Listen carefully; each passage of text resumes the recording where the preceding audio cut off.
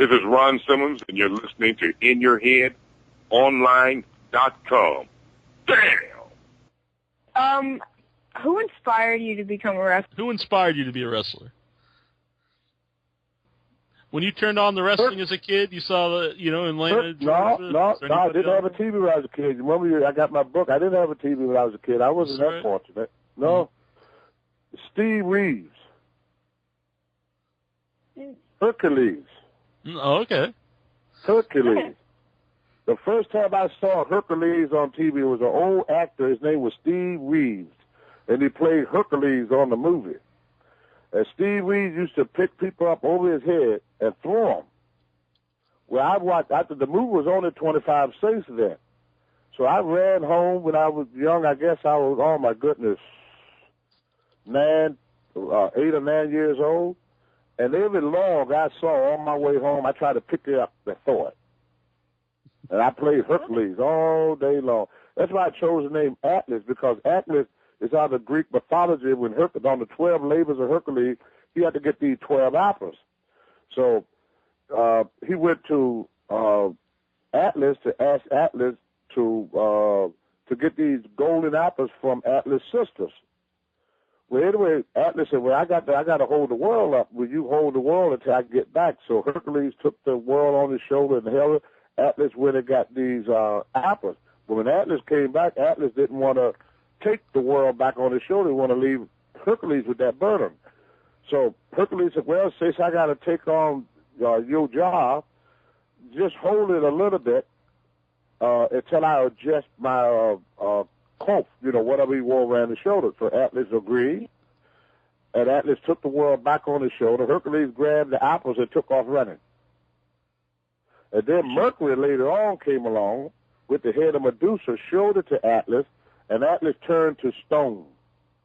And that's where he's at now, Mount Atlas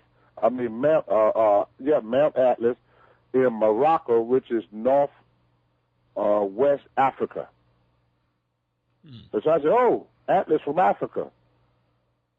Because Hercules was Greek and Samson was Jewish, and I always want to be big and strong. Then a guy came along named Leon Bridge with their first integrated high school. It got me on the wrestling team. Then another guy came along by the name of Sandy and George Scott, who got me into pro wrestling in 1974. Mm-hmm. So my success, came from a lot of people helping me, and it's hard. That's why I tell you all these stories, because it kind of was a domino effect. So it wasn't no one person. Mm-hmm. Mm-hmm. Did I talk too much, Patrick? No, you're fine. Okay. But every time you ask a question, there's just so many different links, to make all of our lives, it just takes so many people. Like Hillary Clinton said, it takes a whole community. And all through your life, you're going to have people that's going to help you. It's not going to be just no one person that help you. You just got to be able to take good advice when you know it's good advice. And you got to be able to listen to people when they're trying to tell you the right thing. Mm-hmm. And you can become a John Cena or Undertaker. Or a Tony Atlas, which would be better. Then you have big muscles. You can pick people up over your head, and you can throw them. You gonna start training their boobies, you can make your boobies jump. It's like Chris Masters. Thank you for calling in, Patrick. All right, thank you. All right, Gene, do you have a question? Sure. Mr. Atlas, how are you, sir? Hi, sir. How you doing? I'm doing great, because once again, like I said last time, and I'll say it again, I hear you got the best potato salad in all of America. Who is this? This is somebody I know.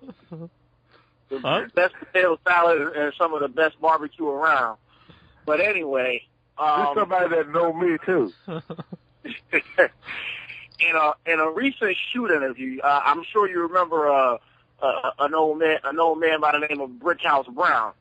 Yes.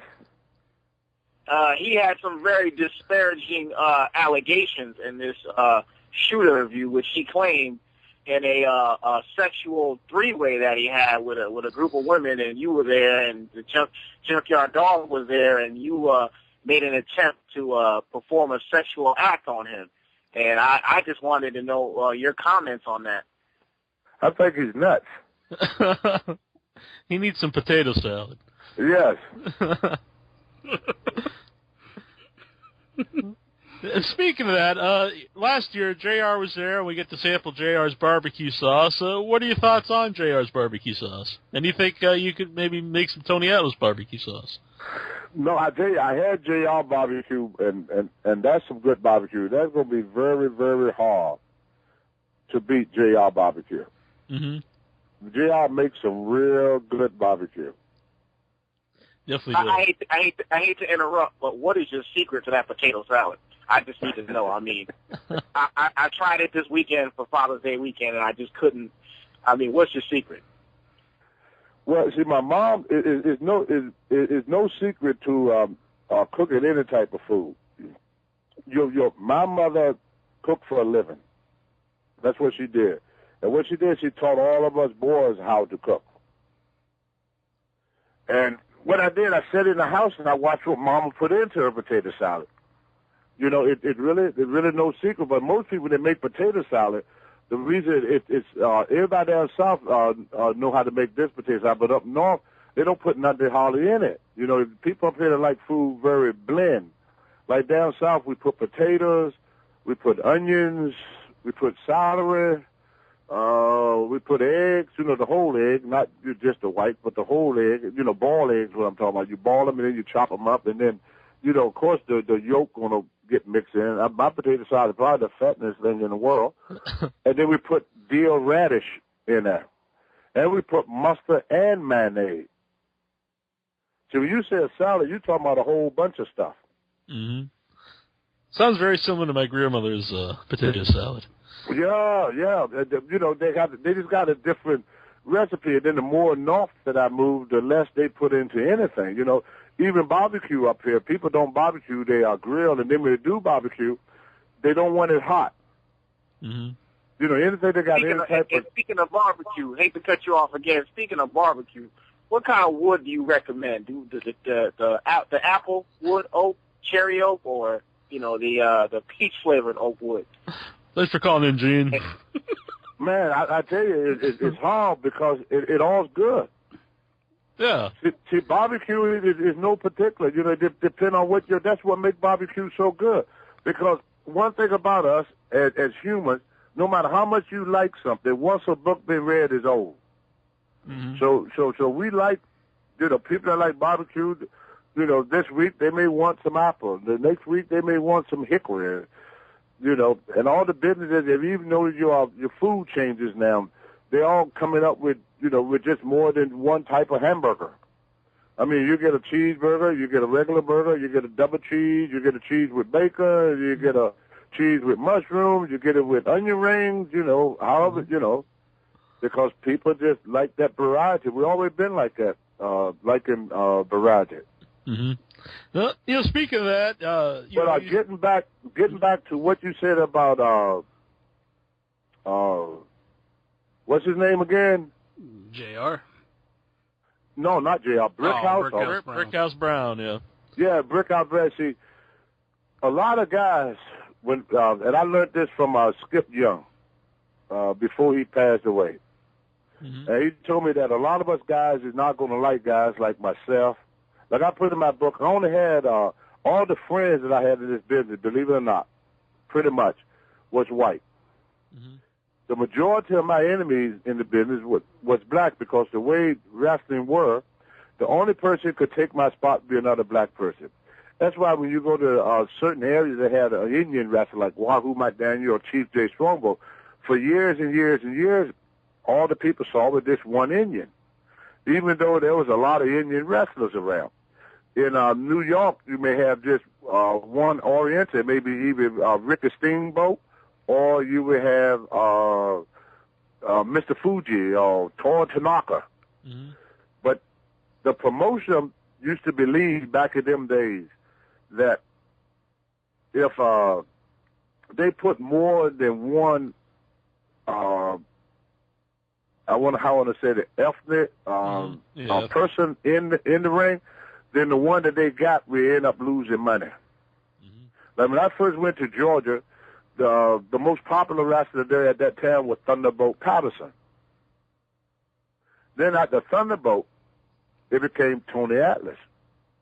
In Mid-Atlantic, the most popular wrestler when I was there was Rufus Freight Train Jones. Then after Rufus came Ron Summers.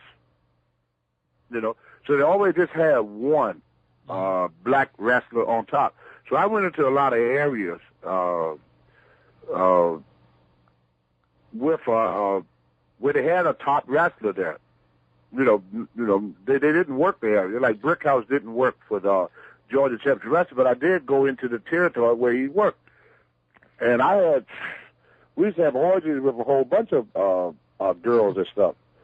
But a man had never been my taste.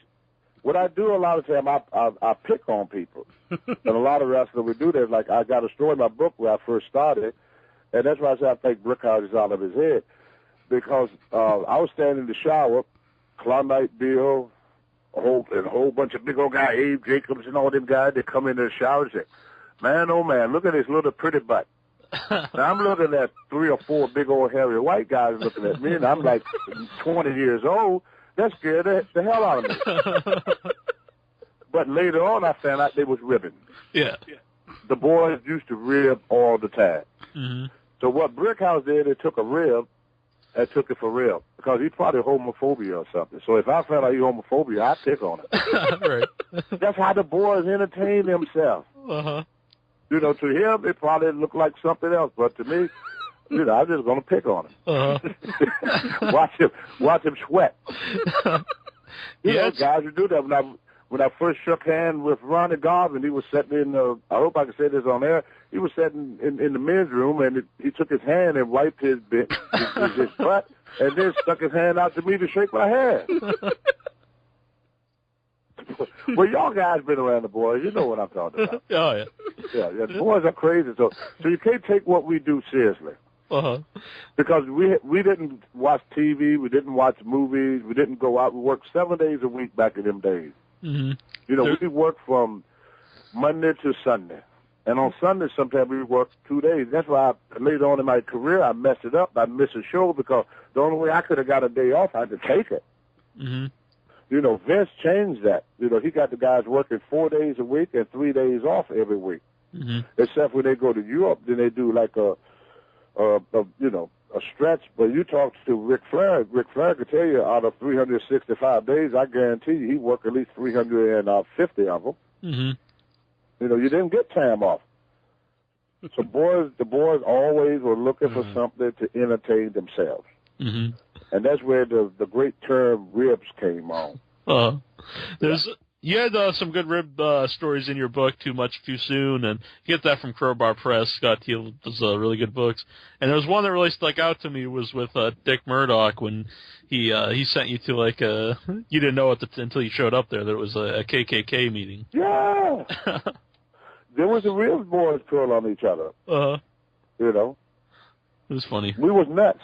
Yeah. I gotta admit it. You know, you be on the road the way that wrestlers was back in them days. You know, it was like in a cult almost, like what I want to say. You know, you was in your own world. Right. Let's put it that way. You know, we didn't go. That's why we became so close to the fan, because that was our only reach to the outside world. We got to the arenas.